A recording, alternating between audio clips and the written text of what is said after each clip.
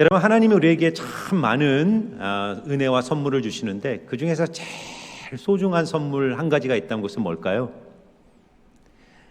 우리가 보통 하나님 우리에게 주시는 은총을 두 가지로 구분하는데 첫 번째는 특별 은총이라고 합니다. 이것은 복음, 구원, 죄 용서, 또 예수 그리스도의 은혜, 천국의 특별 은총입니다. 예수를 믿는 자에게 주시는 은총인데요. 또 하나의 은총은 일반 은총입니다. 이건 믿는 자나 믿지 않는 자에게 하나님이 똑같이 주시는 은총이다. 믿는 자나 믿지 않는 자에게 해와 비를 주신다고 말씀하지 않습니까? 그런데 이 일반 은총 중에 가만히 생각해 보면 하나님 우리 인간에게 주시는 가장 중요한 선물 한 가지를 뽑으라 그러면 그것은 바로 호흡이다, 공기다, 숨이다라는 생각이 듭니다. 인간은 하루에 2만 번에서 2만 5천 번 호흡을 한다고 합니다. 그 하루 동안 마시는 이 공기의 양이 1만 리터입니다. 하나님께서 신선한 공기를 그냥 무상으로 날마다 공급해주고 계시기 때문에 우리가 이렇게 숨을 쉬면서 하루를 살아가고 있습니다. 그래서 우리가 숨을 쉰다는 것, 이 공기라는 것, 호흡이라는 것은 우리의 정체성이고 우리의 생존의 토대가 되는 것입니다. 우리가 스스로 자자라는 말이 있습니다. 인간을, 나를 상징하는, 나를 뜻하는 스스로 자자. 이 스스로 자자, 이 한자가 상형 문자인데 이 스스로 자자는 인간의 신체 중에 코의 모양을 보고 스스로 자자가 만들어진 겁니다. 그럼 한번 생각해 보세요. 왜 이 세상에 인간의 신체 중에 삼라만상에 수많은 형상들이 있는데 왜 인간, 나를 의미하는 스스로 자자를 인간의 코를 보고 만들었을까? 그것은 인간의 존재가 코끝에 달려있기 때문입니다. 우리의 숨이 끝나는 순간 인간의 존재가 끝나지 않습니까? 우리가 태아에 있을 때 태아는 코로 숨 쉬지 않죠. 탯줄로 숨을 쉽니다. 그래서 태아라고 부르죠. 사람이지만 아직 완전하지 않은 거예요. 근데 태어나는 순간 코로 호흡하면서 사람으로 존재하며 살다가 마지막 날 숨을 거두는 순간, 숨을 거두셨습니다 그러잖아요. 이 코끝에 숨이 끝나는 순간 사람으로서의 삶이 끝나는 것입니다. 그래서 하나님의 은혜를 깨달은 사람, 정말 하나님이 살아계시고 하나님이 내 인생을 돌보시고 나에게 은혜를 주신다는 사실을 깊이 깨달은 사람이 고백하는 절대적 고백이 뭐냐?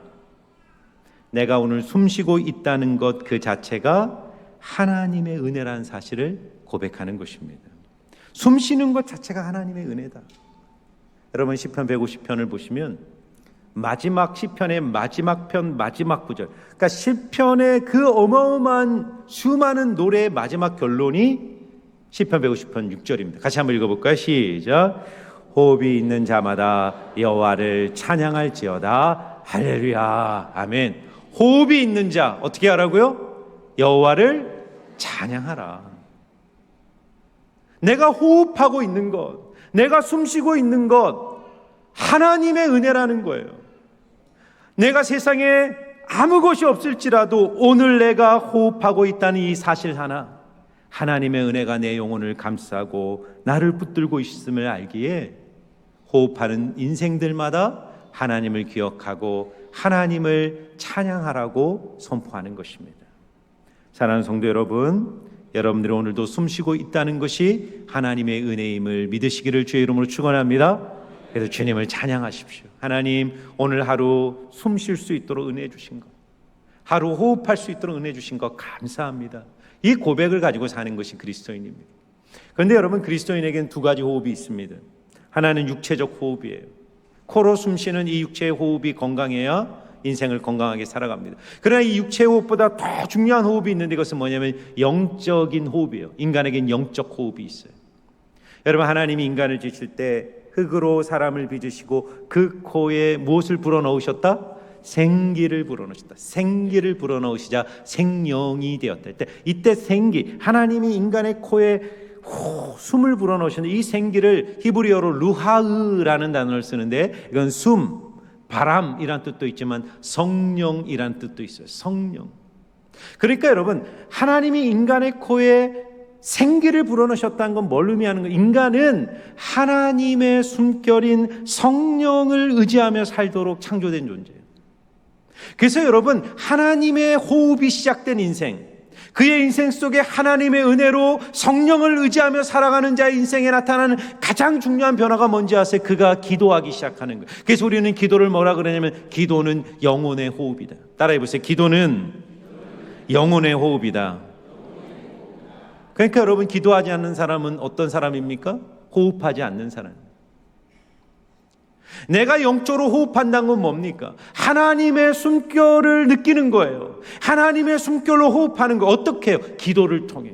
날마다 하나님 앞에 들어가 하나님의 은혜를 구하며 성령을 의지하면서 성령이 주시는 영적인 호흡을 가지고 인생을 살아갈 때 영적으로 건강한 삶을 살아갈 수 있는 거예요. 그래서 기독교라는 것은 뭐냐면요, 엄청난 사건이 벌어지는, 지난주도 말씀드렸잖아요. 기독교는 이론이나 논리나 교리나 개념이기 이전에 내 인생에 필수 불가결한 혁명적 사건이 벌어지는 거예요. 그 사건의 의미 속에 예수가 계시지만 우리에게 경험되는 사건, 어떤 현상이 다가오는데 그 사건의 본질은 뭐냐면 하늘의 호흡이 시작되는 거예요. 내 인생에 하늘의 숨결이 시작되는 것입니다. 그래서 여러분, 오늘 말씀을 통해 우리는 어떻게 하나님의 호흡, 하늘의 숨결을 가지고 이 땅을 살아갈 수 있을지를 함께 나눕니다. 오늘 19절 말씀 한번 같이 읽어볼까요? 19절 말씀 같이 읽습니다. 시작.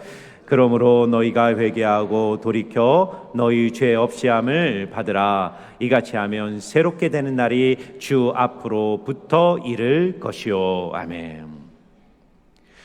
성전 미문에 40년을 앉아 구걸하던 한 사람이 베드로의 선포를 통해 취함을 받고 일어나 성전 미문을 열고 들어가 하나님을 찬미하는 기적이 일어났습니다. 수많은 사람들이 몰려들었어요. 그때 베드로는 그들을 향해 설교합니다. 하나님의 진리를 선포해요. 그 설교의 내용이 뭐죠? 너희가 회개하고 죄 없이 함을 받으라. 이같이 하면 새롭게 되는 날이 주 앞으로부터 이를 것이요. 옛날 번역을 보면 상쾌하게 하는 날이 주 앞으로부터 이를 것이요. 여러분, 우리가 예수를 믿고 우리의 인생에 나타나는 가장 큰 축복과 변화가 뭔지 아세요? 예수로 말미암아 우리의 인생이 새로운 은혜를 경험하는 거예요. 새롭게 되는 날을 경험하는 것입니다. 저는 여러분들이 예수로 말미암아 새롭게 되는 은혜를 누리시기를 주의 이름으로 축원합니다.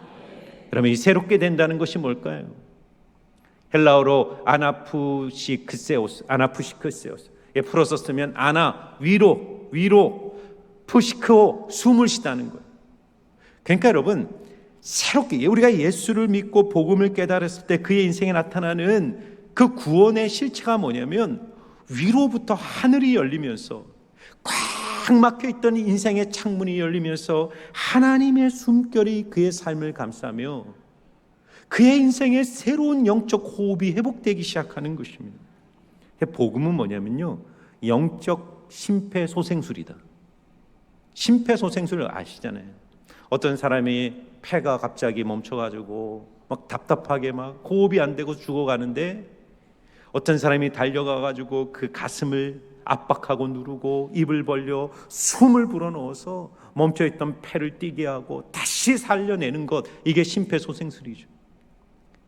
복음을 안다는 게 뭡니까?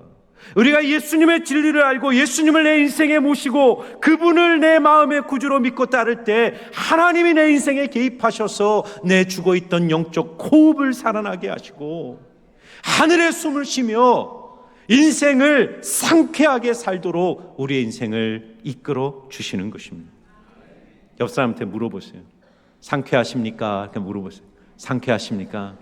인생이 좀 상쾌하세요? 여러분 어떠세요? 인생이 막 답답하지 않으세요? 화병이란 게 있어요. 화병. 보면 한국인들은 다 화병이 있어가지고 이 지하철 같은 데 타면 그냥 다 화난 사람이에요. 건들기만 해봐라 그냥. 말도 못 붙여요. 이게 화병이 있어요. 마음에 이 심리적 스트레스가 내면에 쌓여서 이게 그냥 신경계, 이 마음에 그냥 계속 마음을 짓누르니까 나중에는요 호흡 곤란이 오는 거예요. 그래서 많은 사람들이 호흡이 잘 안 됩니다. 답답합니다. 숨이 찹니다. 그런 호소를 하면서 인생을 살지 않습니까? 여러분, 복음이 영적 심폐소생술이라는 것은 뭘 말합니까? 여러분, 우리 인간의 삶에 우리 마음이라는 방, 우리 인생이라는 이 방 안에 슬픔, 우울함, 공허함, 몸이 건조함, 답답한 그런 정서적 공기, 감정의 공기가 이 내 마음과 내 존재의 방을 가득 채우고 있어서 영혼이 답답한 거예요. 삶이 답답한 거예요. 삶이 무거워요. 제가 이 말씀을 묵상하다가 군대 화생방 훈련이 생각이 났어요. 군대 가면 훈련생 때 화생방 훈련을 합니다. 방독면을 하나씩 나눠주고 다 쓰게 한 다음에 조교가 가스실로 입장하면 일제히 가스실로 들어갑니다. 그러면 조교 자기는 안 벗으면서 훈련생들한테 방독면을 다 벗으라는 겁니다. 방독면을 벗는 순간 가장 큰 소원이 뭘까요? 빨리 여기를 탈출하고 싶다. 눈물이 쏟아지고 콧물이 쏟아지고 막 목이 따갑고 호흡곤란이 일어나고 죽을 지경입니다. 그런데 조교들은요, 거기서 군가를 시키고 푸시업을 시키고 거의 죽기 지경까지 사람을 데리고 놀다가 그제서야 거의 죽을 지경에 나가라 그러는 것이죠. 여러분, 우리 인생이 참 답답할 때가 있어요. 인생이 상쾌하고 막 영혼이 자유롭고 마음의 기쁨이 충만하고 감사가 넘쳐야 되는데 이 마음에 이 마치 화생방 훈련하는 것처럼 너무나 답답한 삶을 살아가는 인생들이 너무나 많아요. 한 심리학자는 그런 말을 했어요. 현대인들의 문제는 우리의 마음을 지배하는 공허함이다는, 공허함. 사람들이 다 공허한 거예요. 그 공허함으로부터 밀려오는 그 답답함을 가지고 살아가요. 그래서 사람들은 이 마음의 공허함을 극복하기 위해서 어떻게 하냐면 뭔가 세상적으로 새로운 자극들을 추구하며 살아가는 거예요. 돈을 찾고 쾌락을 찾고 욕망을 추구하고 소비하고 무엇인가에 중독되어 끊임없이 내 공허한 마음을 채우지만 이 호흡이 잘 안 되는 거예요. 영적 호흡이 안 되는 겁니다.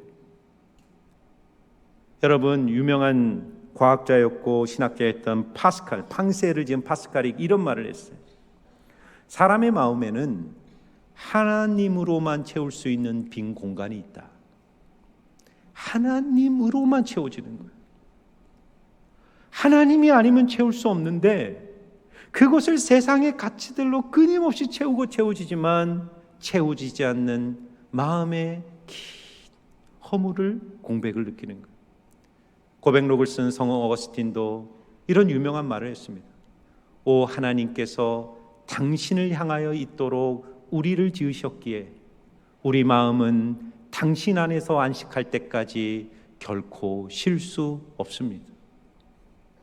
인간이 하나님을 향하도록, 하나님과 교제하도록, 하나님과의 영적 사귐 속에 살도록 창조되었기 때문에 우리가 그 하나님이 주시는 쉼과 안식을 누리기까지 우리는 이 세상에서 결코 참으로 안식할 수 없다라고 고백하는 거예요. 여러분, 오늘 이 베드로의 두 번째 설교가 어떤 배경에서 선포되었다 그랬습니까? 40년을 성전 미문 앞에 앉아서 구걸하던 한 남자가 일어나는 기적의 사건이 계기가 되어 오늘 베드로의 설교가 나오는 것입니다. 근데 이 40년을 성전 미문 앞에 앉아 있었던 이 사람을 생각해 보세요. 이 사람은 매일 같은 자리에서 같은 공간에 묶여서 수십 년의 세월을 살았을 거예요. 그의 인생에도 기쁨이 있었을 거예요. 사람들이 지나가면서 던져주는 작은 동전 하나를 받을 때 그의 마음이 기쁨이 있지 않았겠습니까?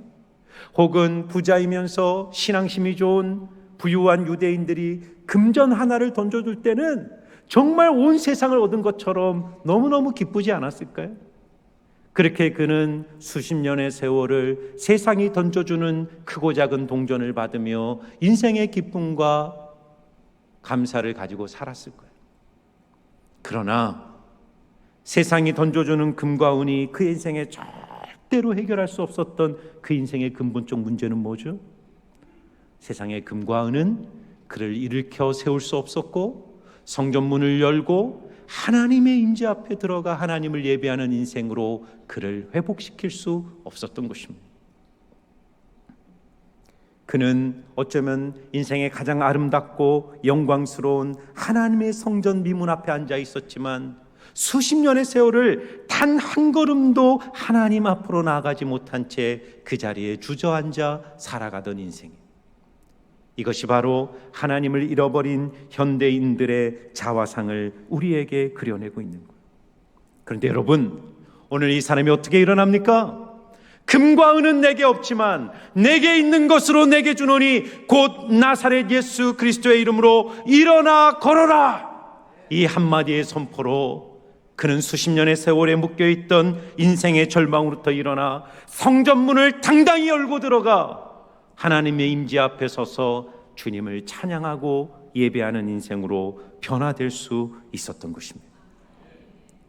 사랑하는 성도 여러분, 저는 여러분의 인생에 하나님을 향한 아름다운 인생의 미문이 열리기를 주의 이름으로 축원합니다. 여러분을 묶고 있는 수십 년 동안 해결할 수 없었던 세상의 그 어떤 금과 은으로도 해결할 수 없었던 여러분의 삶의 깊은 문제로부터 당당히 일어나 지금 여러분 앞에 열려있는 하나님의 문을 열고 당당히 주님 앞에 들어가 하나님을 예배하고 찬양하는 부활의 능력, 승리의 능력을 경험하시기를 주의 이름으로 축원합니다. 어떻게 경험할까요? 여러분, 오늘 주님의 말씀, 주님의 처방을 우리는 잘 들어야 돼요. 여러분, 이 40년을 미문 앞에 앉아 있었던 이 안진뱅의 진짜 불행은 그가 장애를 갖고 있었다, 가난했다, 구걸했다, 이런 문제였지만 사실은 더 근본적으로 볼 때 그는 수십 년의 세월을 성전 미문 앞에 앉아 있으면서도 한 번도 하나님을 진지하게 생각하지 않았다. 하나님이 자신의 인생에 행하실 일들을 기대하지 않았던 거예요. 그의 시선은 성전 안에 앉아 있었지만, 앞에 앉아 있었지만 성전에 계신 하나님을 향하지 않고 그 성전을 드나드는 사람들이 던져주는 세상적 도움만을 바라보며 수십 년의 세월을 그 자리에 앉아 있었어요. 오늘날 많은 그리스도인들이 새로운 삶을 누리지 못하는 이유는 내 인생 앞에 서 계신 하나님을 진지하게 생각하지 않는 거예요. 한 번도 진지하게 하나님을 대면하지 않는 거예요. 하나님이라는 성전 미문에 앉아 있지만 그의 시선과 관심은 여전히 이 세상이 던져줄 크고 작은 금과 은의 가치에 묶여 있는 것입니다. 여러분, 오늘 베드로가 이 설교의 결론으로 이야기하는 것이 무엇입니까? 미문이 활짝 열리고 하나님의 성전에 들어가 이 땅에 임한 하나님의 누리를 결정적 열쇠로 베드로가 유대인들에게 주는 설교의 최종적 결론이 뭡니까? 19절이에요. 19절. 우리 같이 한번 읽겠습니다. 시작. 그러므로 너희가 회개하고 돌이켜 너희 죄 없이함을 받으라. 이같이 하면 새롭게 되는 날이 주 앞으로부터 이를 것이요. 아멘.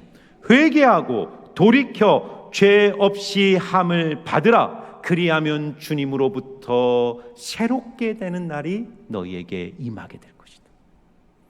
여러분 보세요. 성경은 우리 인간에게 요구하는 것이 없어요. 성경은 모든 것이 하나님의 은혜고 하나님의 일방적인 행위고 하나님의 돌보심 사랑 속에 우리는 구원받는다고 말해요. 그런데 성경이 우리에게 유일하게 요구하는 한 가지가 있는데 그것은 뭐냐면 회개입니다. 회개는 헬라어로 메타노이아, 돌이킨다는 뜻이에요. 어디로부터 돌이키는 것입니까? 죄로부터 돌이켜요. 죄로부터.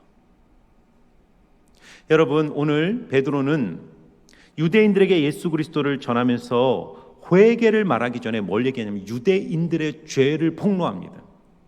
자, 14절 15절 한번 볼까요? 14절 15절 우리 같이 한번 읽어봅시다. 시작. 너희가 거룩하고 의로운 일을 거부하고 도리어 살인한 사람을 놓아주기를 구하여 생명의 주를 죽였도다. 아멘. 여러분 보세요. 죄라는 헬라어는 뭐냐면 하마르티아라는, 그러니까 헬라어로 하마르티아가 죄인데 이 하마르티아의 문자적 의미는 뭐냐면 관역에서 빗나갔다는 겁니다. 관역을 관통해서 관역을 향하여 가야 되는데 관역을 벗어나는 게 죄라는 거예요. 그러면 우리의 인생이 하나님이라는 관역, 하나님의 뜻이라는 관역, 하나님의 은혜라는 관역을 향하여 가는데 그 관역으로 또 빗나가는 이유는 뭐냐면 내가 만든 관역이 있기 때문이에요. 내가 붙드는 인생의 목표가 있기 때문에, 내가 붙드는 인생의 전략이 있기 때문이에요. 지금 베드로가 유대인들, 그 기적을 보고 몰려든 유대인들에게 예수를 전하기 전에 뭐라고 말하냐면, 너희가 거룩하고 의로운 일을 거부하고 도리어 살인한 사람을 놓아주기를 구하여 생명의 주를 죽였다. 몇 주 전에 일어난 일이었어요. 몇 달 전에 예루살렘의 유대인들이 빌라도가 예수는 죄가 없다, 무죄 방면하려고 결정을 했단 말이에요. 그런데 그 유월절 날 뭐라고 소리쳤냐면, 아니다, 예수를 방면하지 마라, 살인자 바라바를 방면해라. 살인자 바라바를 놓아줘라.